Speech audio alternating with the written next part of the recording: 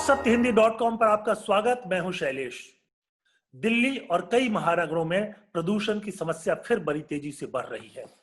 ऐसा लग रहा है कि लोगों को एक बार फिर एक और संकट से गुजरना पड़ेगा। कोरोना का संकट तो है ही, और उसके प्रदूषण के कारण सांस की बीमारियां जो तेजी से बढ़ रही हैं, कोरोना के साथ मिलकर के बहुत घातक होती जा रही हैं। पिछले 10-15 सालों से दिल्ली में प्रदूषण की चर्चा होती है। कई बार बातचीत हुई। कारण सब लोगों को मालूम है कि 4 चीजों से दिल्ली में प्रदूषण होता है।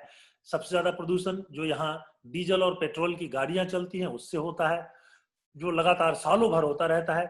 दूसरे नंबर पर आता है कंस्ट्रक्शन वर्क, जो कि बड़ी बड़ी बिल्डिंगें और जो शहर का विकास हो रहा है, चाहे वो नोएडा में, ग्रेटर नोएडा में, फरीदाबाद में हो रहा हो, यहाँ पर जो जो निर्माण का काम होता है उससे जो धूल निकलती है उससे बहुत बड़ा प्रदूषण होता है। उसके बाद जब हम आगे निकलते हैं तो जो सीजनल प्रदूषण है वो 2 चीजों से इस वक्त होता है। एक तो धान के जो फसल की जो बची हुई भूसी कहते हैं, कहीं पर उसको पराली कहते हैं, उसको जलाने के कारण शुरू होता है। और ये पराली जलाना करीब करीब नवंबर में ही लोग शुरू करते हैं। अक्टूबर तक जो है धान खेतों से कट जाता है। नवंबर में जो है आजकल धान की बालियां ऊपर से काटने वाली मशीनें आ गई हैं, और नीचे जो पूरा उसका डंठल होता है, पौधा होता है, उसको काटने की जगह किसान जला देते हैं। ये हरियाणा और पंजाब में होता है और उसका असर दिल्ली पर दिखाई देता है। उसके साथ साथ जो सीजनल पॉल्यूशन होता है, दिवाली के समय पटाखे छोड़ते हैं लोग, तो पटाखे तो अभी नहीं छूटे हैं। इस बार जो एक चीज दिखाई दे रही है कि गाड़ियों से प्रदूषण कम होना चाहिए, क्योंकि कम गाड़ियां अब सड़कों पर है। कोरोना के चलते अभी भी पहले के पिछले साल से तुलना करें तो कम गाड़ियां सड़कों पर है। उसी तरह से कंस्ट्रक्शन, आप पता ही है कि काफी हद तक जो कंस्ट्रक्शन का काम है वो ठप है। एक आध कारण जो और प्रदूषण के हैं, जो दिल्ली में 3-4 जो गार्बेज डंप बने हुए हैं, जहां पहाड़ की तरह जो है वो कचरा जमा किया गया है, वहां से भी धूल उड़कर दिल्ली की हवा को प्रदूषित करते हैं। आखिरकार इन इसका हल क्या है? सालों साल से केंद्र की सरकार बात करती है, दिल्ली की सरकार बात करती है, बाकी सरकारें बात करती हैं कि इनका हल निकल जाएगा, लेकिन हल क्यों नहीं निकल पा रहा है? हमने आज आमंत्रित किया है इस विषय पर बातचीत करने के लिए कानून के विशेषज्ञ शैलेंद्र यादव जी को। Shailendra Yadav ji income tax tribunal में रह चुके हैं, वरिष्ठ अधिवक्ता रह चुके हैं, और ये जो प्रदूषण जैसे मामले हैं इसको बारीकी से समझते हैं। उन्होंने जो उनका अध्ययन था, अध्ययन का जो विषय था वो भी पर्यावरण से संबंधित था, और इसलिए भी इसको बहुत अच्छी तरह से समझते हैं।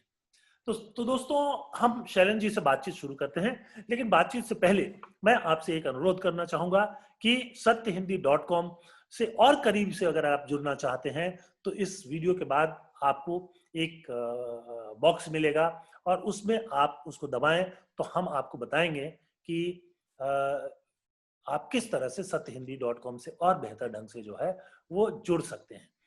आप देखिए आजकल की जो पत्रकारिता है, कॉर्पोरेट मीडिया है, गोदी मीडिया है, लोगों का कंसर्न जो है वो खत्म होता हुआ दिखाई दे रहा है। और ऐसे में हम जो पत्रकारिता कर रहे हैं, आम आदमी से जुड़ी हुई पत्रकारिता, इसको बचाए रखना बहुत मुश्किल है। आपकी मदद से ये संभव हो सकता है। तो चलिए शैलेंद्र जी से बातचीत शुरू करते हैं। शैलेंद्र जी नमस्कार, आपका स्वागत है हमारे इस प्रोग्राम में। और मैं पहला ही सवाल आपको के सामने ये रखता हूं कि क्या कारण है कि सालों साल से केंद्र की और राज्य की सरकारें बात तो करती है, लेकिन पॉल्यूशन का नियंत्रण नहीं हो पा रहा है साल दर साल?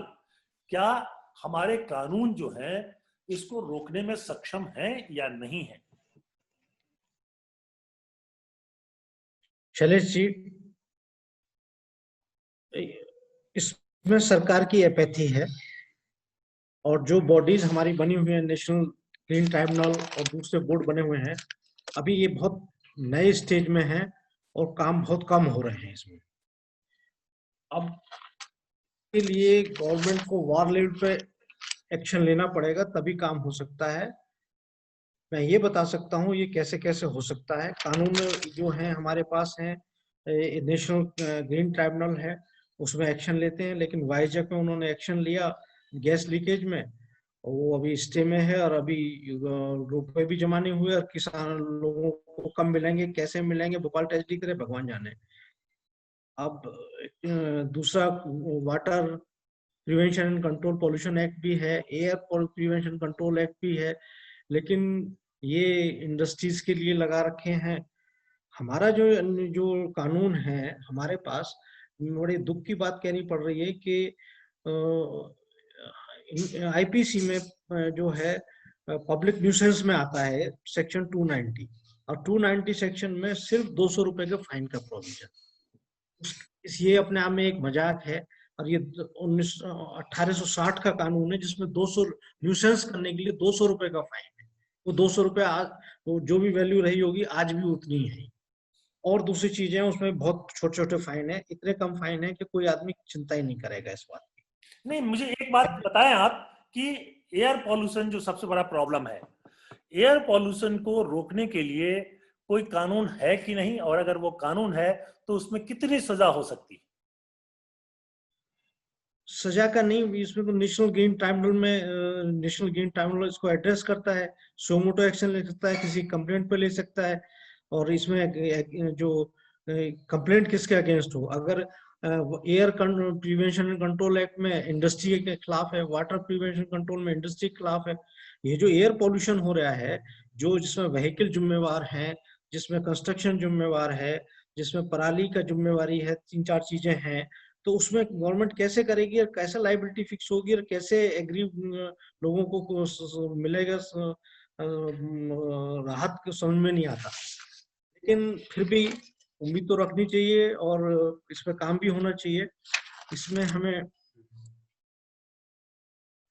ये समझना पड़ेगा कि व्हीकल का जो पोल्यूशन है वो 41% है, डस्ट पोल्यूशन जो है 21% है, और इंडस्ट्रीज का पोल्यूशन 18.5 है, और पराली का और क्रैकर्स का जैसे आपने बताया रीजनल सीजनल है। अब इसमें ये है कि हमें देखना पड़ेगा कि हमारे यहाँ इंडस्ट्रीज कैसी हैं, व्हीकल कैसे हैं। इंडस्ट्रीज का एक तो ये है कि नंबर 1 जो सॉल्यूशन पे आ जाते हैं शैलेश जी, हम सॉल्यूशन पे आ जाते हैं।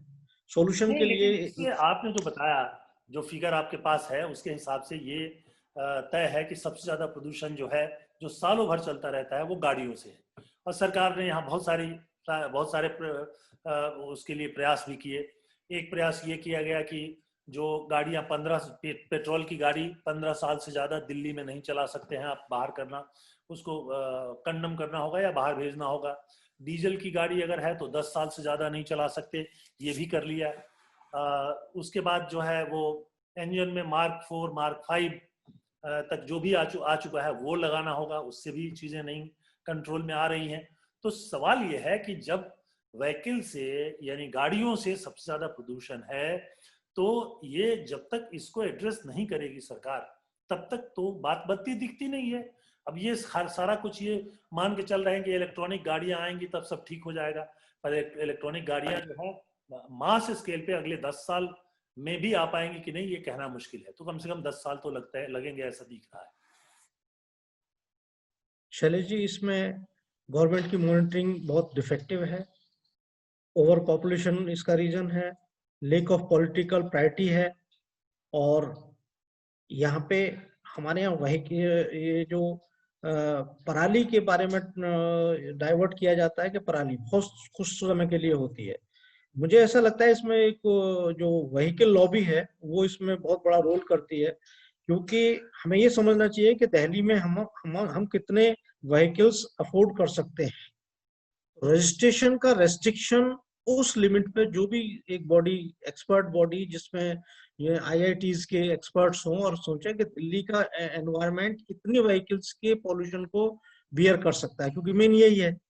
बिल्डिंग वगैरह के बारे में दोबारा फोकस करेंगे, तो ये होना चाहिए कि रजिस्ट्रेशन अनलिमिटेड नहीं होना चाहिए। 9 मिलियन व्हीकल्स है दिल्ली में, उसको बिल्कुल मॉनिटर करना पड़ेगा, रेस्ट्रिक्ट करना पड़ेगा, और जो ज्यादा व्हीकल हम अफोर्ड नहीं कर सकते।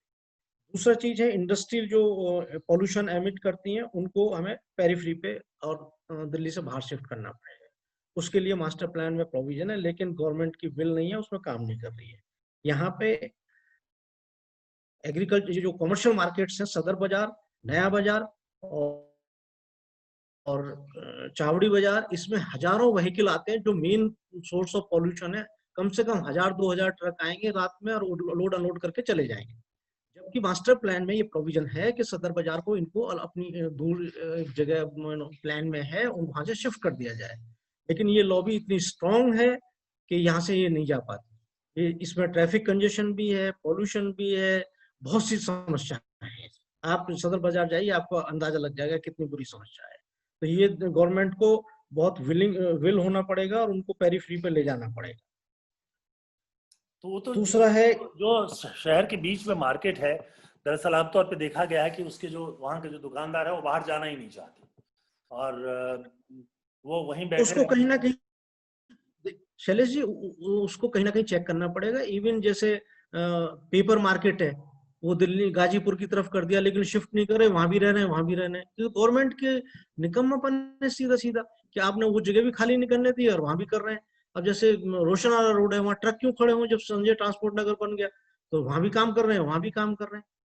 देखिए, जब विलिंग थोड़ा सा सख्ती से कदम उठाया जाता है, 1-2 किलोमीटर के दायरे में ये जगह थी पहले सब्जी मंडी, उसको जब ले गए मार्केट को तो 1000 एकड़ में वो भी छोटी पड़ रही है।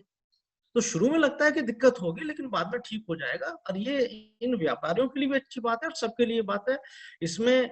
और उसमें कानून की एनफोर्सिंग एजेंसी भी इफेक्टिव रहेंगी। अभी आज कोई सर्च करना चाहे तो नई बाजार में, चावड़ी बाजार में इसमें घुस नहीं सकता। इनकम टैक्स का जो बॉडी है वो घुस ही नहीं सकती, इतना ज्यादा ट्रैफिक रहता है। उनका कुछ सिस्टम भी बना हुआ है। दूसरी प्रॉब्लम है over population result into this झुग्गी झोपड़ी। तो झुग्गी झोपड़ियों को अलग से एड्रेस करना पड़ेगा। झुग्गी झोपड़ी क्लस्टर्स में अनहाइजीनिक कंडीशंस है, एयर, वाटर और सब पॉल्यूशन वहां पे बहुत खराब स्थिति है। उसको भी देखना पड़ेगा वार लेवल पे और उसको रीसेटलमेंट करना पड़ेगा।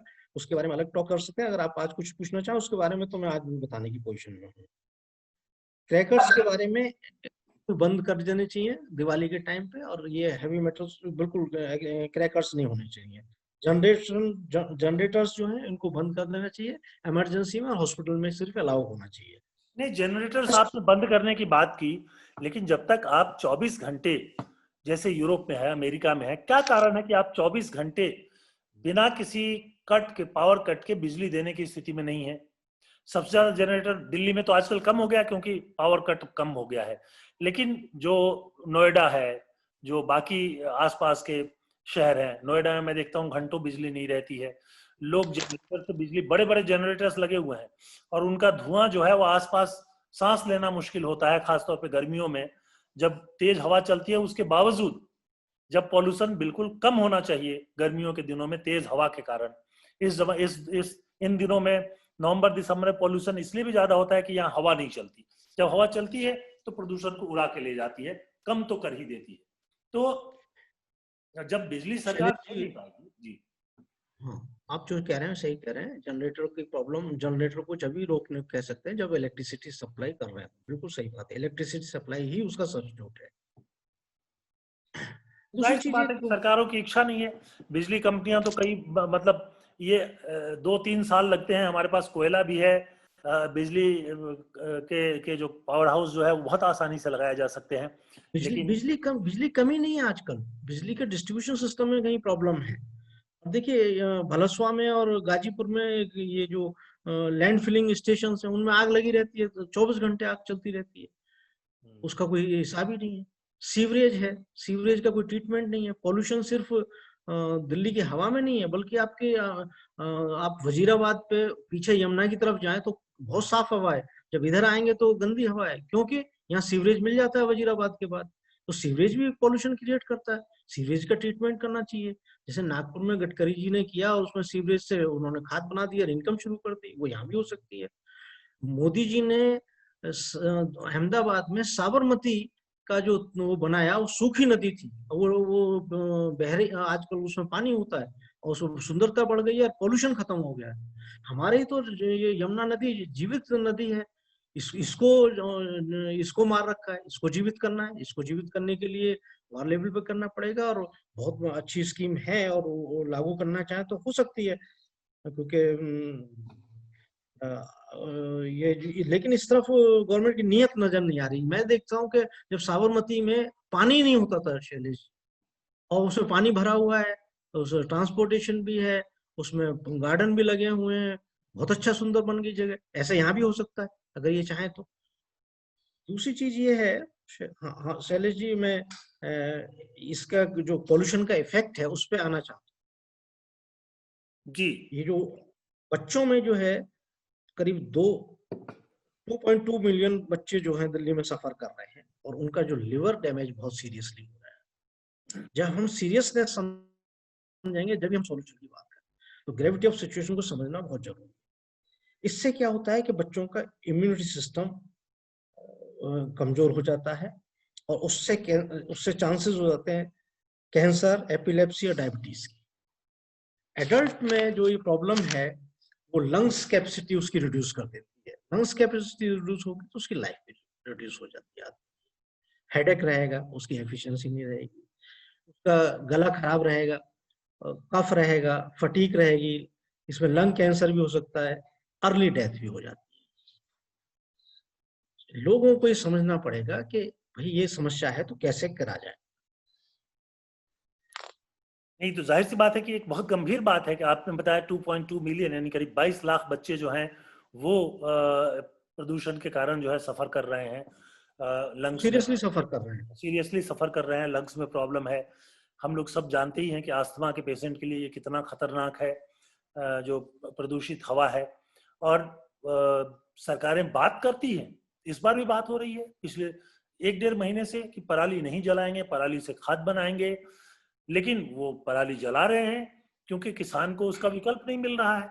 अगर वो खाद बनाना उसको सस्ता पड़े तो निश्चित तौर पे वो खाद बनाएगा। तो या तो आप अभी कह रहे हैं कि पूसा इंस्टीट्यूट ने एक टेक्निक, एक खास तरह का केमिकल विकसित किया है जो पराली पे छिड़क देने से वो 8-10 दिनों में उसको खाद में कन्वर्ट कर देता है। तो आप उसको पॉपुलराइज नहीं कर रहे हो, आप उसको लोगों के बीच नहीं ले जा रहे हो। तो अगर वो नहीं कर रहे हो, और किसान को खाद तो चाहिए, फसल बोते ही खाद की जरूरत होती है, तो किसी भी मोर्चे पर सरकार सक्षम रूप से काम करती हुई दिखाई नहीं दे रही। ये सबसे बड़ी समस्या मुझे लगती है। शैलेश जी, पराली जलाना और डंठल जलाना या कुछ पतवार खर रह जाती है उसको जलाना, ये पुरानी रिवायत है। उसे खाद में कन्वर्ट हो जाती है तो किसान को खाद बनती है उससे। अब अगर आपको उसे उठाना है तो आप उठा लीजिए। आपको बोर्ड इंडस्ट्री में ले जाना है, किसी फर्नेस में इस्तेमाल करना है तो आप ले जाइए, किसान नहीं रोक रहे आपको। लेकिन किसान पे आप ये कहोगे जलाओ मत, अगली फसल कैसे करेगा बिना जलाए हुए? अगर आप ये जो कह रहे हैं कि केमिकल हो गया जिससे वो खाद बन जाएगी, बहुत अच्छी बात है। आप एयर स्प्रे कर दीजिए, हेलीकॉप्टर से, ड्रैगन ड्रोन से कर दीजिए, कैसे ही कर दीजिए। किसान क्यों रोकेगा? उसकी खाद अच्छी बन जाएगी। जलने के बाद इतनी अच्छी खाद नहीं बनती है जितनी ये बन जाएगी इसमें। एक छोटी सी चीज है जो थोड़ा सा सरकार को ध्यान देना चाहिए मौसम विभाग के थ्रू। जब ये हमारे जो दिल्ली में अधिकतर हवा पश्चिम की तरफ से आती है, तो जब पश्चिम से हवा आ रही हो तो मौसम विभाग को पता पड़ जाता है कि पश्चिम से कितने घंटे हवा चले। जब तक हम ये इंतजाम नहीं कर पा रहे हैं तब तक किसानों को हम ये दे दें और कि भाई पूर्वाई हवा चल रही है तो आप पश्चिम के लोग तुम चला लो, क्योंकि फिर दूसरी पश्चिम की तरफ ही जाएगी उल्टा। अगर फिर पूरब की तरफ से हवा आ रही है तो पूरब वालों को कह दो भाई मत जलाओ अभी 4-5 घंटे। तो उससे क्या है कि एक टेम्परेरी एक सॉल्यूशन आ जाएगा, एक बहुत कॉमन सेंस है। बिल्कुल। अब इसमें शॉर्ट टर्म सॉल्यूशंस हैं और long term solution. Short term solution ये है कि ऑड इवन व्हीकल वाली बात है, बहुत अच्छी है, उसको लागू करें। उससे आधा पोल्यूशन कम हो जाता है, आधे लेकिन व्हीकल उसमें बाहर हो क्या जाते हैं। पॉल्यूशन कम होगा? आप मुझे ये बताइए कि वो कहते हैं महिलाओं को छूट है, इनको छूट है, सरकार को छूट है, मंत्री को छूट है। जब सबको छूट ही है तो ये थोड़े से लोगों पे लागू होता है, ऑड इवन भी। एक तो ये है। दूसरी बात, मैं शैलेश जी, फिर भी 25% से तो कम हो जाता है, नहीं वो बहुत ठीक बड़ी है, चीज लेकिन है। मैंने अपने अनुभव से देखा है कि वैसे भी जब से ओला और उबर जो है बहुत पॉपुलर हुए हैं, लोगों ने अपनी गाड़ी चलाना बहुत सारे लोगों ने कम कर दिया है। बहुत सारे लोग जो पहले अपनी गाड़ी से चलते थे, उनको लगता है कि भाई मुझे किसी भीड़ भाड़ वाले इलाके में जाना है तो मैं क्यों अपनी गाड़ी लेकर जाऊं, पार्किंग की समस्या है, 20 और दिक्कतें हैं, उसकी जगह ओला मंगा लेते हैं, उबर मंगा लेते हैं। कॉस्ट लगभग एक बराबर होता है, क्योंकि ओला और उबर जो है वो गैस से चलते हैं, आपकी गाड़ी पेट्रोल से अगर चलती है तो आपका पेट्रोल का कॉस्ट और ओला का किराया लगभग बराबर आता है। तो बहुत ठीक है सारी चीजें शैलेश जी। तो बस हुई। लेकिन मेरा कहना ये है, अब इस बार आप देखिए कि अब थोड़ी गाड़ियां अपने आप ही कम हो गई हैं, उसके बावजूद जो है पॉल्यूशन लेवल जो बढ़ना शुरू हुआ है, और ये दिवाली में इसका पीक आता है, तो उसकी कोई गारंटी अभी भी नहीं दिख रही है कि ये खत्म होगा। सरकार का विल पावर भी नहीं दिख रहा है। मेरा कहना ये है कि हम लोग चूंकि वाइंड अप करने का समय आ गया है, हमारे प्रोग्राम का समय खत्म हो रहा है, तो मैं एक आखिरी सवाल आपसे ये पूछना चाहूंगा कि किस तरह से सख्त कानून होना चाहिए और कैसे उसको लागू किया जाना चाहिए, जरा इस पर आप बताएं। शैलेश जी, पहले तो ये देख लीजिए क्या क्या कर सकते हैं। हम जो कर सकते हैं वो कंस्ट्रक्शन एक्टिविटी, इमरजेंसी में कंस्ट्रक्शन एक्टिविटी कर दें, बंद कर दें, डीजल का कम, जनरेटर का कम यूज करें, प्रोवाइडेड सप्लाई मिल रही है बिजली की। ये जो पत्तियां हैं ना जलाना बंद करें, वैक्यूम क्लीनर्स का ज्यादा यूज करें जिससे कि डस्ट पोल्यूशन जो है वो अवॉइड हो सके। और बैटरी व्हीकल्स को एनकरेज करना चाहिए। बैटरी व्हीकल्स को एनकरेज करने का मतलब है कि ई रिक्शा वगैरह जो है उनके सेल पे ड्राइवर्स को, मालिक को इंसेंटिव मिलना चाहिए, इजी लोन मिलना चाहिए, और जो इंडस्ट्री इसको मैन्युफैक्चरिंग कर रही है उसको टैक्स बेनिफिट्स मिलने चाहिए। और मेरे हिसाब से जैसे पुरानी दिल्ली में है, जब तक हम इनको शिफ्ट नहीं करते हैं तब तक सिर्फ ई रिक्शा की ही एंट्री हो, बाकी सब बाहर जाके पार्किंग करके जाएं, रामलीला ग्राउंड में करें, नई दिल्ली स्टेशन करें या लाल किले के सामने। उनको अलाउ ही नहीं होना चाहिए अंदर, ई रिक्शा जाए। तो वहाँ जो पॉलिसी पॉपुलेशन डेंसिटी है उसको चेक करने के लिए बहुत जरूरी है। अब ये जो है व्हीकल के बारे में, व्हीकल के जो BS6 का नहीं, एमिशन है। टाइम कम है, और मैं इसलिए आपसे वो इस पर आना चाहूंगा कि कैसे सख्त कानून बनेगा, किस तरह के फाइन होने चाहिए, कितनी जेल की सजा होनी चाहिए, किस तरह की कोर्ट की व्यवस्था होनी चाहिए। एक आखिरी सवाल, इसका जवाब आपसे आपसे चाहूंगा। कानून के तो लॉ कमीशन को एड्रेस करना पड़ेगा इस प्रॉब्लम को। अभी तक जो कानून है, मुझे तो जो ग्रीन ट्राइब्यूनल है उसको बहुत इफेक्टिव होना पड़ेगा। अभी इफेक्टिव कदम नहीं उठ रहे हैं। अगर इफेक्टिव कदम होते तो ये चीज होती, लेकिन हम अपनी प्रॉब्लम देख रहे हैं लेकिन कोई सॉल्यूशन नहीं आ रहा है। और long term, short term action जरूर लेने पड़ेंगे। और इसमें बीच में जो मैं जो समझता हूँ वो ये है कि यहाँ का ग्रीन कवर भी बढ़ाना पड़ेगा, इलेक्ट्रिक और हाइब्रिड व्हीकल्स को यहाँ लेना पड़ेगा। और नहीं, जाहिर सी ई बात है रिक्शा। कि सारी चीजें आप कह रहे हैं, लेकिन उसके बाद भी भारत में एक प्रवृत्ति है, और वो ये है कि मैं कानून को नहीं मानूंगा। ठीक है, मैं कानून को शैलेश जी, तोड़ूंगा। तो जो ये कानून जो ये तोड़ेंगे, अगर जो आपने कहा कि 200 रुपए फाइन है, तो मैं रोज कानून तोड़ूंगा और 200 रुपए दे दूंगा अगर देना ही पड़ेगा। वो तो बहुत शर्म की बात है और दुख की बात है कि उन्होंने कानून बदले नहीं है। 1860 में वही कानून था, 200 रुपए है। अब एक सेक्शन पढ़ने में नहीं, मजाक सा मैं कह लगता रहा हूँ है कि सेक्शन। पब्लिक न्यूसेंस में इसको क्यों रखा जाए, पॉल्यूशन को लेकर एक अलग से कानून अलग क्यों अलग नहीं अलग बनाया जाए? अलग अलग पेनल प्रोविजंस बना लिए जाएं तो वो हो सकते हैं, लेकिन उसमें उस तरफ वो इसमें वो इफेक्टिव काम सारी चीजें, नहीं है। 4-5 चीजें जो आती हैं, सबको एड्रेस करें। अब शैलेश जी, दो चीजें हो सकती है। लोकल कमीशन बनाए तो वो रिपोर्ट देंगे। इमीडिएटली सॉल्यूशन करने के लिए दिल्ली जैसे सुप्रीम कोर्ट जज के जस्टिस संजय किशन पॉल, उनकी कमेटी बना दी जाए। उन्होंने पहले भी काम किया है। उन्होंने झुग्गियां भी रिसेटल की हैं नाव के पुल के पास से, और उनको रिसेटल भी कराया। उन्होंने सब चीज देखा एज ए हाई कोर्ट जज। ऐसे जज को कमेटी बना दी जाए, वही वो बताएंगे, वो दूसरी कमेटी अपॉइंट करके कि सॉल्यूशन कैसे हो, कैसे कानून में बदलाव हो, और जो एग्जीक्यूटिव ऑर्डर्स हैं उनको एनफोर्स कैसे किया जाए। एग्जीक्यूटिव ऑर्डर्स काफी सफिशिएंट हैं लेकिन ये कर नहीं रहे। मास्टर प्लान के तहत ये मार्केट्स को बाहर ले जाए तो डीकंजेशन हो जाएगा, इतने व्हीकल आएंगे ही जाएंगे नहीं, और इतना मारामारी होगी नहीं। व्हीकल रजिस्ट्रेशन लिमिट हो जाए, बॉर्डर से व्हीकल जब ही आए, सपोज 1 लाख व्हीकल हमारा दिल्ली अफोर्ड कर सकता है, तो 100 जब आएंगे, जब ही आए जब 100 निकल जाए।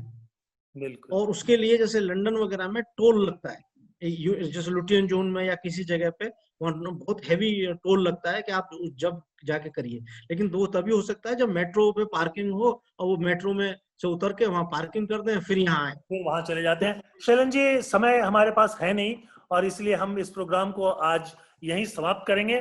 चलने से पहले मैं अपने दर्शकों से फिर एक बार अनुरोध करना चाहूंगा कि सत्यहिंदी.com से जुड़िए और एक ईमानदार पत्रकारिता को बढ़ावा देने के लिए इस वीडियो के बाद जो आपको एक बटन मिलेगा, आप उस बटन को दबाइए और उसमें उसके जरिए आपको हम बताएंगे कि आप सत्यहिंदी.com से और बेहतर ढंग से किस तरह जुड़ सकते हैं।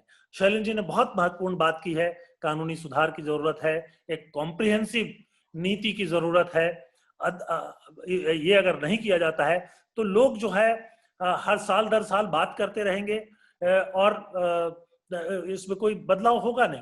जो फैसले सरकार के पुराने हैं, जैसे इन्होंने बताया कि शहर के बीचों बीच आज अनाज की मंडियां हैं, अनाज के बाजार हैं, जहां जहां हजारों की संख्या में ट्रक जो है पहुंचते हैं।